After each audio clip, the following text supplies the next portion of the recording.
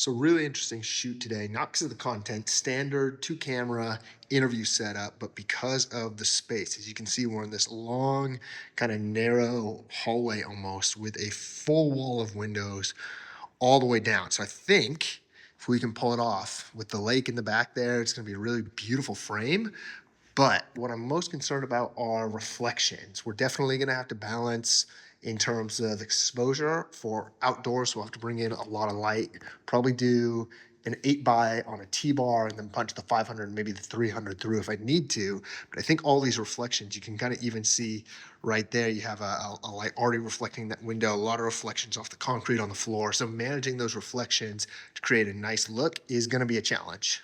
So the first thing I'm trying to do here is just pick my frame. Just going around handheld with the camera, just looking at some different options, some different areas in the room, trying to figure out how far back forward I would want to place the subject for this interview. The thing I like about being a little closer here on this front side is there's actually some trees right outside this window that block a lot of the light coming in. You can see maybe down off the concrete. There's a lot more ambient light reflecting on the far side of the room. So even though that will create a little depth, so we do want to shoot this way towards that lake, I think having a little less light to compete with, a little less, hopefully, glare reflection is going to be a good thing. And the other thing I have to decide is how steep of an angle towards the windows I want to shoot versus how much down the hallway I want to shoot. I definitely want the background, I think, to be visible because it is beautiful and it just kind of speaks to the location, which I think matters for the shoot. But also I want the depth in there. So we're going to have to play with that a little bit. But I think something sort of in here might be really nice. So let's work on lighting. Let's get that up, see if we can't match that exposure, and then try and fit our frame. So I'm using the Westcott Scrim Jam frame system here, just two of the 4x, putting those together and throwing them up to make a T-bar with my big 8x8 diffusion, which I'm going to use to make a book light. Now on the C-stand, I'm putting together a 4x4 frame, and I'll go ahead and throw on a balance that I can shine light up into and then through that 8x to give a really nice, soft, and diffused lighting look that hopefully will look really natural and wrap around the subject really well. So I did want to quickly show you just how I'm utilizing these drawers. I featured these in another video, but this has been awesome just to keep right here in the side of my car. Just open up the door and I have quick access to everything I need, like these different clamps, different audio equipment, different camera and lighting stuff. So having this has been so handy. Big upgrade, definitely worth it. Come in, quickly grab out what I need, close it up, and I'm good to go.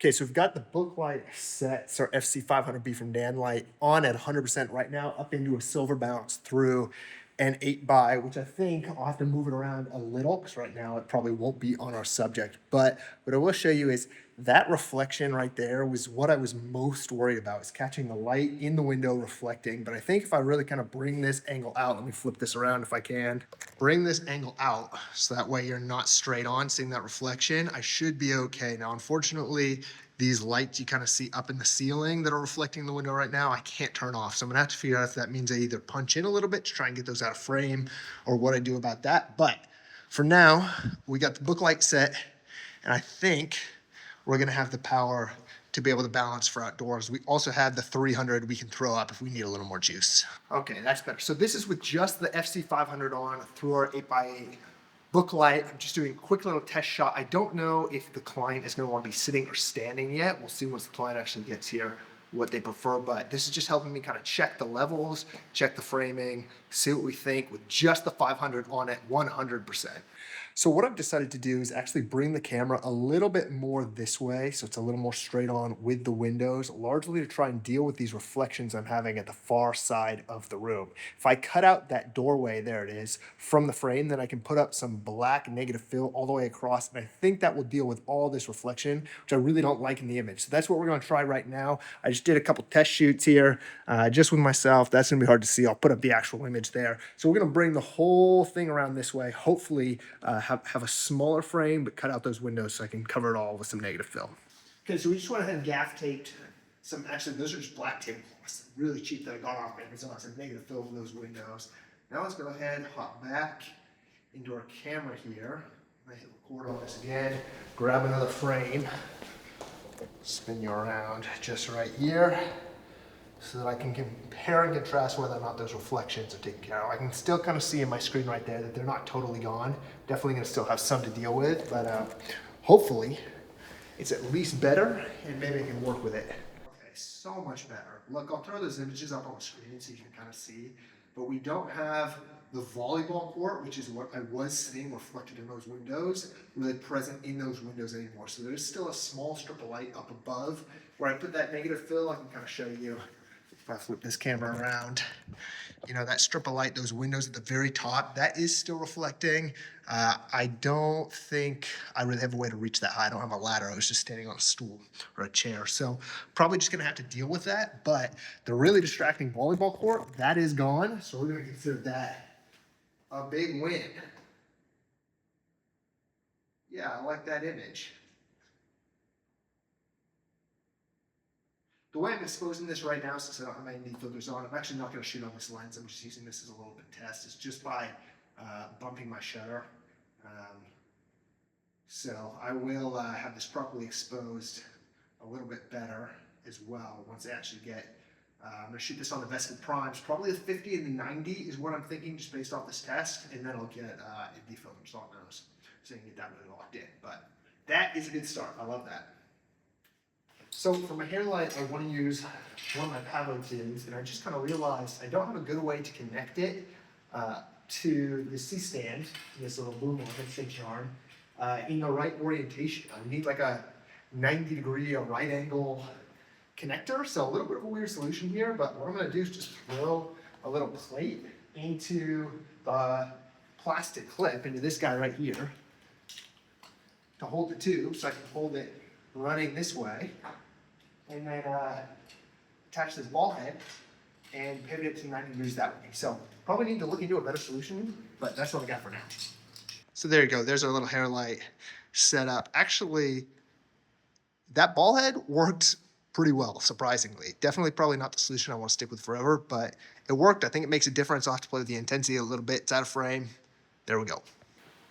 All right, let's check on this head. Because of the frame, I have it pretty high up and kind of tucked around in the corner, so I just want to see if this is making a difference. So that's on right now. That's off. Back on. Off. Back on. I do have this tube pretty low right now. It's only at 10%, but let me just check the recording, see what that looks like. Okay, so this is a teleprompter shoot, which I don't do a ton of, and to be honest, I don't really love doing. They're not my favorite, but that's what the client asked for. So, pulling out the teleprompter, they just run it off an iPad. Had this guy for a little while. It was given to me by a friend. It's sort of annoying to mount onto a tripod, so I got to put a plate onto a bottom, and then iPad goes in the front. It's just a little finicky, but it gets the job done. So the final piece of the setup, other than the cameras, was just to boom in the audio. I'm just booming in a Rode NTG2, and then I'm running that straight into the top handle on my FX30 to capture audio. Not the most high-end mic in the world, but I've always been happy with the results, and it's done a great job for me. So here's the final image. I ran out of time to grab B-roll of the actual cameras, but as you can see, A-cam, B-cam, I ended up shooting this on the Vespids on the 21mm for our wide and the 50mm for our tight. I'm really happy with how that image turned out. Now we also quickly shot just another social media reel, vertical, so just brought in my tube light as the key and then had the house lights on. This one wasn't a high deliverable. You can see what that final image looked like. Pretty easy there. Overall, really happy with how this turned out. Learned a lot on the lighting front for this shoot, but happy with how these images ultimately ended up. Love to hear your thoughts in the comments below. Appreciate you guys hanging out. Catch you in the next one. Peace.